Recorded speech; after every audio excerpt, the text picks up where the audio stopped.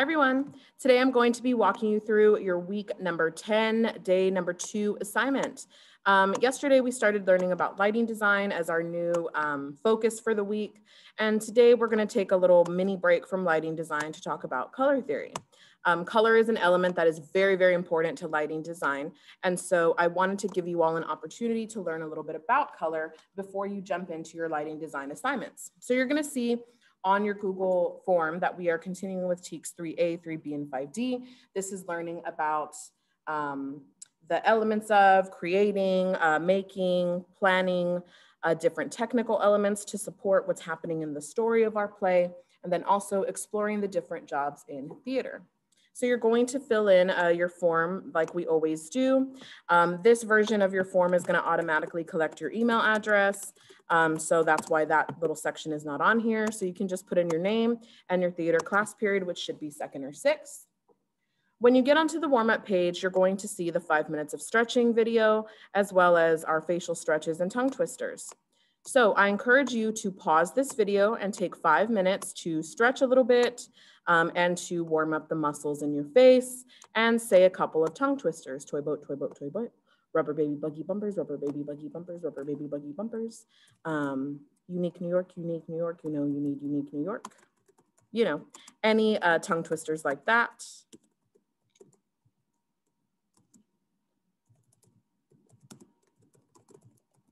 And then go ahead and click next once you're ready. Like I said, today we're going to be learning about color theory. So what you're going to do first is you are going to post to the Jamboard using this link.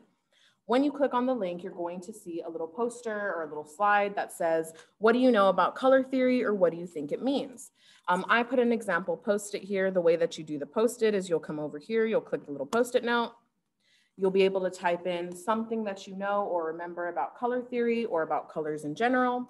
You can change the color of your note if you want to, and then you would click save. Remember, please treat the board with respect. Truly try and contribute your knowledge. Please don't be silly with your responses or make your post-it so big that it covers the whole area. That's not the point of this. The point is to see and think about what you know. So please treat the Jamboard with respect. Once you've attached your post-it, you can exit out of the Jamboard and you can come back to your color theory assignment. And so you'll confirm you posted to the Jamboard. And then we're going to talk about color theory. And so color theory, basically, it's just a set of rules that give us an understanding of the structure of color and how it works. And so there are 3 categories we're going to talk about today in color theory. There's the color wheel. So that's how do we mix the different colors and get to the different colors. Color harmony, which is how do colors work together. And then how do we use color? Why do we use it? And so we're going to talk about the first 2 really today, the color wheel and how we use, and color harmony, and how we use color we'll continue to talk about as the week goes on. So what you're going to do today is you're going to write down the 3 categories of color theory, which again are the color wheel, color harmony, and how we use color.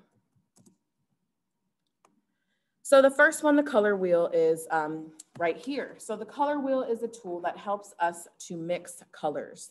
And so we start out with our primary colors. Primary means 1. These are colors that you cannot get by mixing others. They have to be just simply what they are. The primary colors are red, yellow, and blue. Again, you cannot make primary colors by mixing other colors. You have to start with the primary colors to get to the others. The next set of colors are the secondary colors. So secondary colors are green, purple, and orange, and they are created by mixing the primary colors. So for green, you would mix yellow and blue. For purple, you would mix blue and red. And then for orange, you would mix red and yellow. So those color combinations are going to give you your secondary colors. And so we see here, we have here in the middle, we have our red, we have our blue, and we have our yellow.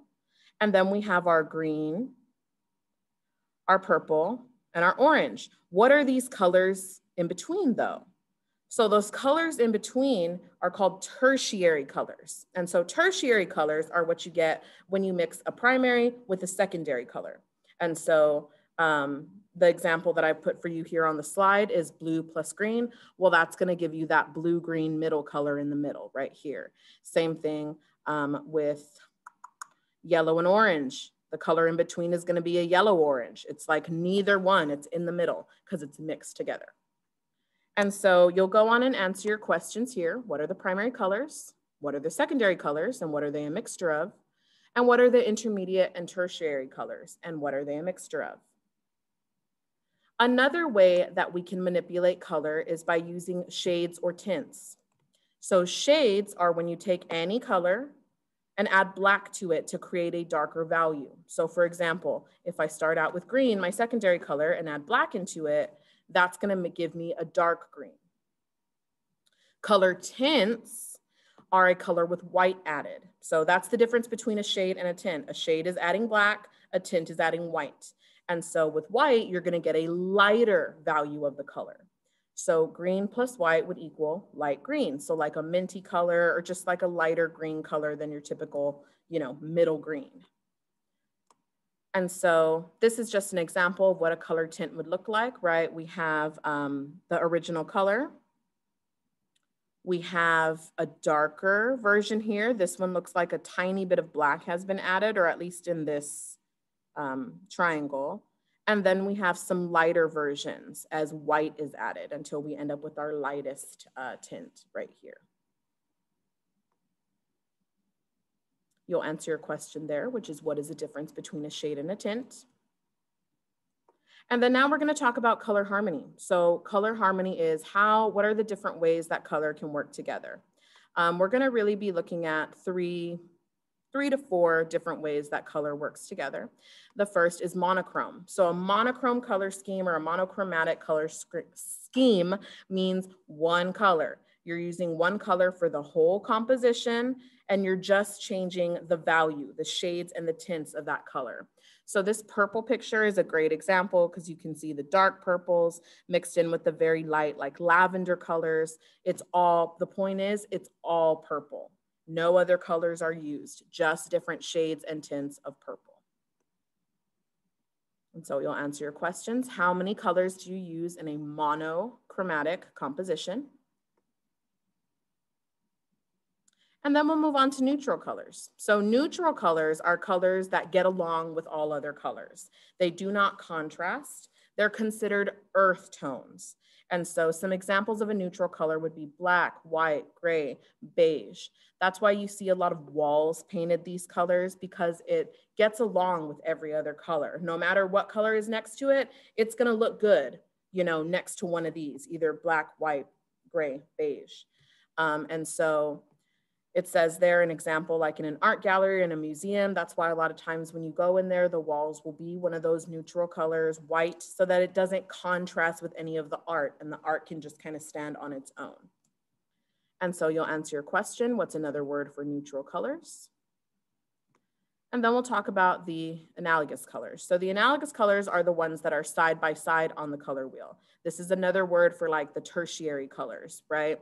And so if colors are analogous, that means they're side by side right next to each other. So like blue, blue-green, green, these colors are gonna kind of fit nicely together. They're not the same color, but they kind of, because they're close to each other on the color wheel, they're going to look nice together. And so same thing as you go around, you have your red and red-orange, and your red-orange and your orange, right? As you go together, they're going to look nice together. And again, this is kind of like your tertiary colors. It's the ones that are in the middle right here. So like between blue and green, we have blue-green. Between blue and purple, we have blue-purple, right? And so you'll answer your question. Analogous colors are, what are they? And then the last thing we're going to talk about today is complementary colors. So we've been talking about how colors get along. Now we're going to talk about how they contrast. And that's not to say they don't get along. It's just they get along in a different way. So complementary colors or contrasting colors are colors that are opposite from each other on the color wheel. So some examples of that would be like in this picture, we have like blue and orangey tones, purple and yellow, red and green. Those pairs are examples of complementary colors. Another way to think about colors that contrast would be like warm colors and cool colors, or dark colors and light colors. And the reason why we use complementary colors is because they create the most contrast. Because they're so different, our eyes will automatically go to them. And so that helps to create interest, that helps to give people somewhere, a focus on where to look. And so that's why complementary colors are pretty essential to compositions. And so you'll answer your reflection questions as well as your exit ticket, which is list one new thing you remember about color theory. Once you're done with your exit ticket, you can click submit. And then that's it. You are done for the day. I hope this video is helpful to you. Remember, you can always reach out to me on Google Classroom, email, Remind, or just by popping in on our live sessions during the day. Well, that's it for today, everyone. Remember, today is a great day. You are in control of you, and every day is a great day to try your best. I'll see you in the next video. Bye-bye.